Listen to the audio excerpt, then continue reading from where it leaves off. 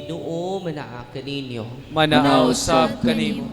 Kinuttugikan sa Ebanghelyo sumala ni San Juan. Himayaon ikaw, Ginoo. Human ini si Jesus ug ang iyang mga tinun-an nangadto sa lalawigan sa Judea. Nagpabilin siya didto pipila ka adlaw uban kanila. Og namunyag siya. Namunyag usab si Juan didto sa inon, dili layo sa Salim. Kay daghan magtubig didto. Nangadto kaniya mga tao og silang tanan gibunyagan. Niadtong higayuna si Juan wala pa bilanggoa. May mga tinun-an ni Juan nga nakiglantugi sa usa ka Hudeo may tungod sa seremonyas sa pagpanglinis. Busa, miadto sila kang Juan, upingon. Magtutudlo, nahinumdum ka ba? Yang tao nga uban kanimo dito sa tabok sa Jordan, nga imo kaming ganing gihisgutan. Namunyag na siya karon, og nangadto kaniya ang tanan. Si Juan mitubag, walay tao nga makahupot og bisan unsa gawas kon ihatag kini sa Diyos kaniya. Kamong mismo maoy akong mga saksi. Nga ako mingon, nga ako dili mao ang Mesiyas. Apan gipadala ako pag-una kaniya. Ang pamanhunon mao ang tag-iya sa pangasawunon. Ang higala sa pamanhunon maghulat kaniya. O malipay siya inig kabati niya sa tingog sa pamanhunon. Sayon niining pagiha mahingpit ang ako kalipay. Kinahanglan siya muuswag ug ako muus-os. Ang ebanghelyo sa Ginoo. Daygon ikaw, O Kristo. Magandang tanghali, bayan. So ngayon mga kapatid, mamaya yung reflection ko doon na sa sa live ko. Nung isang araw, last week, may in-exercise tayo na 15 years old bago po itong pasyente. 15 years old, pero malaki na yung improvement niya ngayon.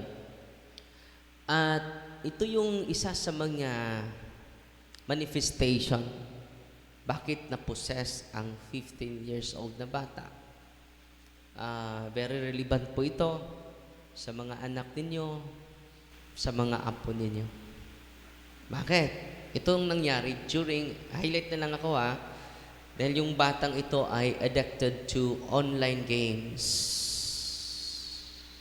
At ito na po ang nakaubos ng oras ng apo ninyo. Hindi na sila tutulong sa gawaing bahay. Dahil they are obsessed by gadgets. Totoo, hindi.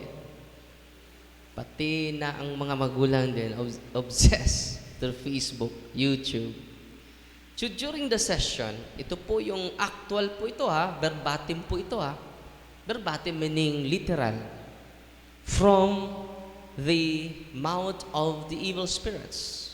The manifesting the reason of their envision sa katawan ng batang ito, 15 years old. Alam niyo, nagkasakit itong batang ito. Walang finding sa doktor. At malaki na yung gastos nila. Bigla lang, parang may yellow ang buong katawan niya. Maginaw na maginaw. Hindi bigla lang, mawala siya dahil sa bigat sa kanyang katawan, hindi niya maintindihan yung sarili niya. Dinala sa doktor, no findings, no diagnosis, no medical diagnosis sa kanya. So pumunta sila sa iba't ibang albularyo. Yun po yung background nila. And during actual exorcism, ito yung, nag-exercise ako, nag-focus ako sa exorcism, talkative yung demonyo. No? Nagsasalita yung mga demonyo. No? Ito po, direct to the point na lang ako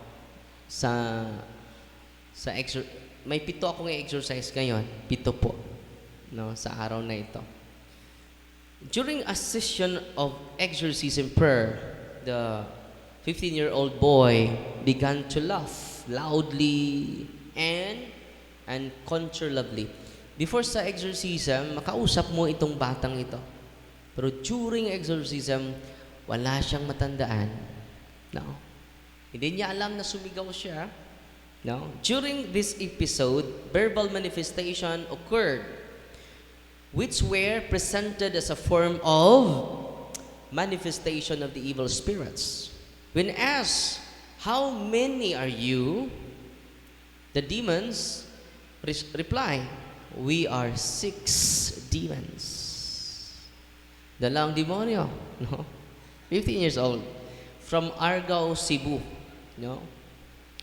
When asked for a name, "Tell me your name." "My name is Satan." No. Yung mga ibang demon, it is under Satan's command. The high rank between the 6 is Satan. When questioned as to why the entity, the demons, had entered the person, the response was, ito po, verbatim po ito, "Because of the demonic games." Uy. Because of the demonic games.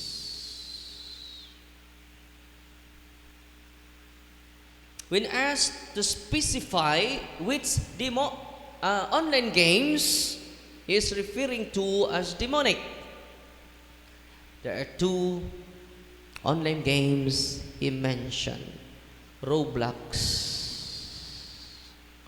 Mobile Legends, Ghost Hunting. And the prayer continued. The entity reported expressed distress and resistance and tortured by the prayer of the church. Bigyan natin papuri ang simbahan. Because of the prayer of the church, they are tormented. Amen? Wow. Nandito pala yung katikista ko. Si nanay, no. Hindi ko alam kung naalala pa niya. Sinabihan niya ako, "Magpari ka." Nakalimot na ka, nay? Oh, ilan na edad mo, nanay? Secret. And then, napari din yung anak niya, si Father Gerald Lupina, no? Nasign ngayon sa, sa Kwasay. Sa Bilar na. Pero sa Kwasay siya, no? Before. Sa Bilar na ngayon, dahil nag-reshuffling na kami, no? So, patuloy tayo. Ito pa yung mga manifestation ng demonyo. Dahil galit na galit siya. What is happening to me? I am tortured. Sabi ni Satan, "I am being tortured because he keeps praying." Yung bata, instead maglalaro na, dahil na-educate sa team natin, importante na niya ngayon, higit sa lahat, yung pagdadasal. No? And then, ngayon, alam nyo, yung binatilyong ito, lagi na siyang nagkatikay sa mga classmate niya.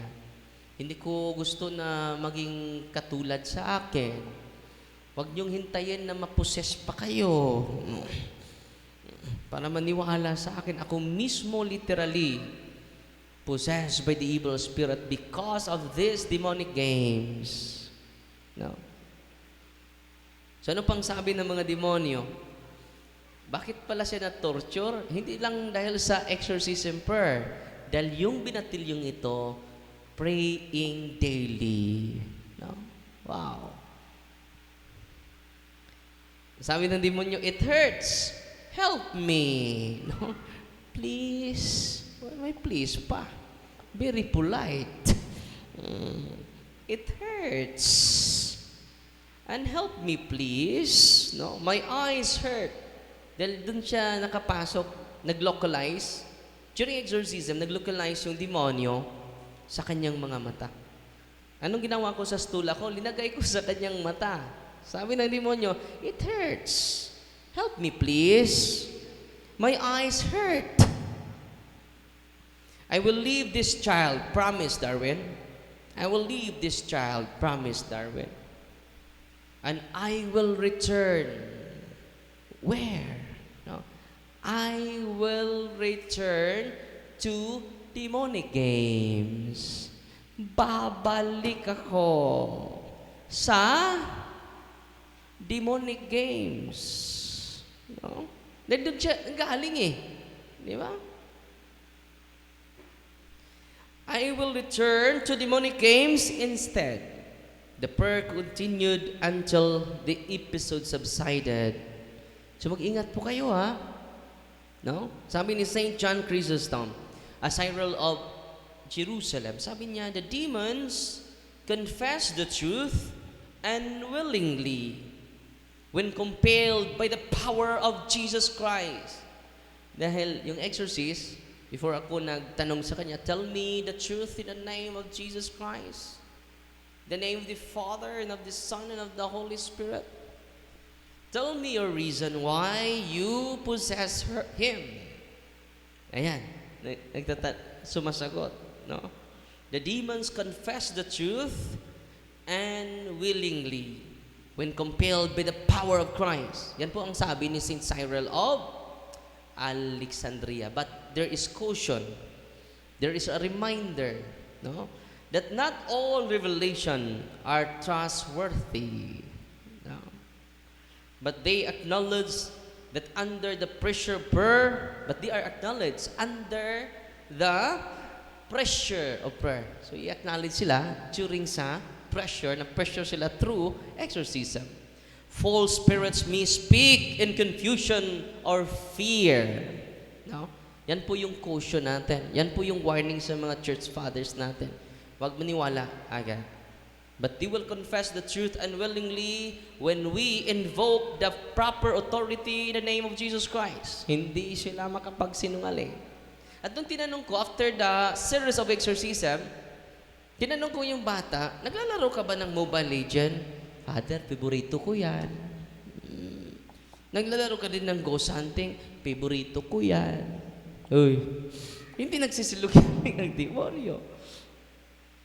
Because this boy, at the first instance, he is obsessed by these online games. And then, finally, the demons, named Satan, totally controlled him through total possession, not partial. So, dito naman tayo sa contemporary Catholic exorcist. Anong sinasabi nila in relation to certain games?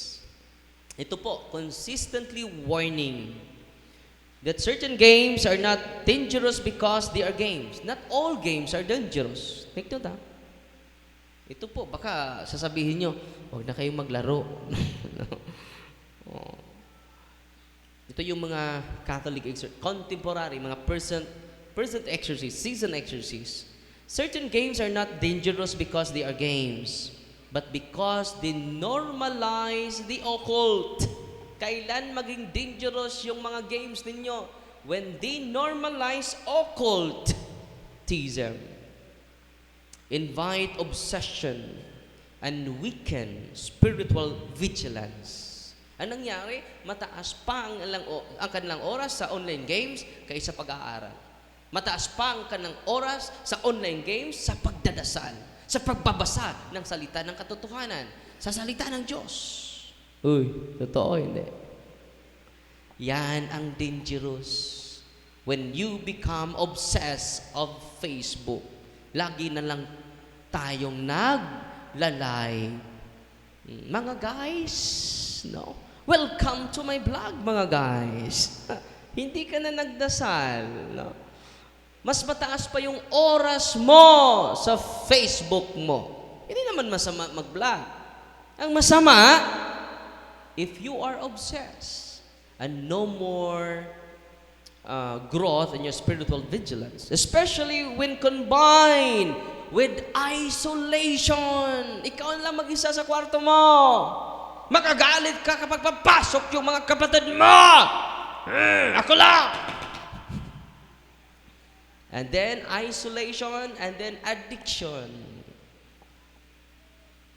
Yung mga magulang mo, mag-utos sa'yo, unya na. Anak, panghugas pa, unya na mga kay trilling na. Addiction. Dito po yung danger, mga kapatid. Isolation. Yung social media naging anti-social na. Or curiosity about spirits. Ito po yung highlight ni Father Vincent Lampert. Itong sabi niya, games that desensitize moral sense. Ano itong desensitize? Hindi na tayo, wala na tayong moral sense. No? Ito yung literal na quotation ni Father Vincent, isang exorcist, seasoned exorcist, nauna pa sa akin. What we repeatedly allow into our imagination eventually shapes our spiritual life. Ano yung laging pinanood mo shapes your character. Kung lagi kang nanonood ng magagandang dilag, either ma-obsess ka sa babaeng iyan or maging katulad ka sa babaeng iyan. No. Magsusuot ka ng pambabae. Because what we repeatedly allow into our imagination eventually shapes our spiritual life. Ay, totoo? Hindi. Bakit? Sugarol ka. Lagi ka nanonood ng sabong. Online sabong. Father Vincent Lampert does not claim that all video games are evil. Hindi na siya sinasabi lahat ng video games ay masama. But warns that games which glorify violence, yung nagigira, glorify violence without moral consequence. Dili kayo yung Dota, Mobile Legend, glorify violence.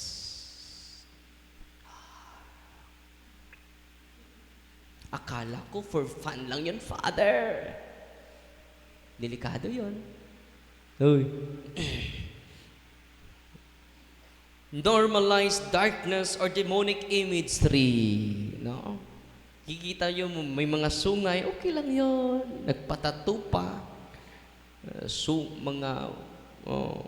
Iba't ibang na-normalize na natin. Yung mga demonyo, remove the sense of good versus evil. Wala ka ng sense. Yung common sense mo ay hindi na common. Totoo, hindi. When entertainment becomes attachment, yan. Diyan po yung danger natin. Kulang na yung araw mo kapag hindi ka maglalaro ng Dota at Mobile Legend. These practices can erode conscience, especially in children and adolescents. Not only children, as well as the adult. Kahit malaki na, anong ginagawa mo na eh? No. Online game, Father. No. Kung addicted ka na, isali mo yan sa confession. I am addicted to social games. I am addicted to online gambling. No? Ito panghuli si Father Jose Antonio Fortea. Sabi niya, the demon needs only one thing. Ano yung importante ng demonyo? Only one thing. Attachment. He works patiently through it. Kaya pinanggilitan ko yung sarili ko eh. Alam nyo, ilang beses pinagalitan ko yung sarili ko? Every moment. Example, hahawak ako sa cellphone ko. Mag-prepare ako sa homily ko mamaya. May nag-message. Replyan ko muna ito. May nag-message na naman. Replyan ko muna ito. Naubos na yung oras ko. So, sinabihan ko yung sarili ko, mamaya, wala kang kay paniod to. Silutan ta kang darwina ka. You never tame your passion. No? And if we never discipline ourselves, reward and punishment, oy, ikaw Darwin, wa nimo usiki imong adlaw ron, no? Nindot imong sharing ron kay nagtuon kang tabaghaka ka, no? Wa ka mabuang sa Facebook ug strolling, no? Nindot imo. Mukaon ka ron. Adto ka sa hapit kag Dunkin Donuts. Reward and punishment. Punish yourself and reward yourself. By doing it, we tame our passion. Alam nyo, ilang beses ko pinagalitan yung sarili ko? Maraming beses. Kayo, hindi nyo pinagilitan yung sarili nyo? Spoiled na yung sarili mo. Uy, hindi mo pinagilitan mag-isa? Spoiled brat ka na. Malapit ka ng mas katulad ni Father Darwin. So ngayon, let us continue to discipline our passion. Amen? Naintindihan ninyo? So, ano kadelikado yung mga online games? Hindi masama ang online games. One thing is the tactic of the evil spirit is our attachments. Amen?